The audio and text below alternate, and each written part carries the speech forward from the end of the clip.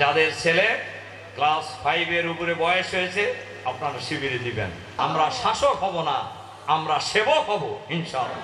জামাত যদি দেশ পরিচালনার সুযোগ পায়, বাংলাদেশে কোনো চাঁদাবাজ থাকবে না। ইসলামী ছাত্র শিবির এবং ইসলামী ছাত্রী সংস্থা বাংলাদেশের ছাত্র ছাত্রীদের জন্য সবচাইতে নিরাপদ ঠিকানা।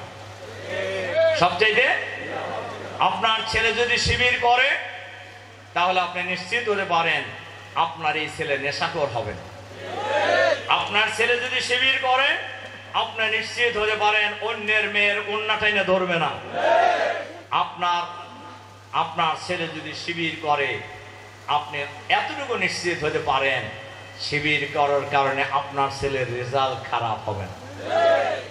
এতগুলি নিশ্চয়তা যার যে সংগঠনের মাধ্যমে আপনার ছেলে পায়, আপনি বাপ মা পাবে। সেই সংগঠন থাকার পরে আমাদের মতো আপনাদের মতো লোকেরা আমাদের বাচ্চাদেরকে যদি এই আন্দোলনে না দেয়, আমরা দুর্ভাগা ছাড়া আর কিছুই হব। আমি কি কথাটা বুঝাতে পারছি আপনাদেরকে? সুতরাং যাদের ছেলে ক্লাস 5 এর উপরে বয়স হয়েছে আপনারা শিবিরে দিবেন। যাদের মেয়ের বয়স ক্লাস 5 এর উপরে হয়েছে সবাই ছাত্রী সংস্থায় নিজেদের বাচ্চাদেরকে নিয়ে ভর্তি করে দিবে। আমরা জাতির কাছে এই প্রতিশ্রুতি দিতে চাই,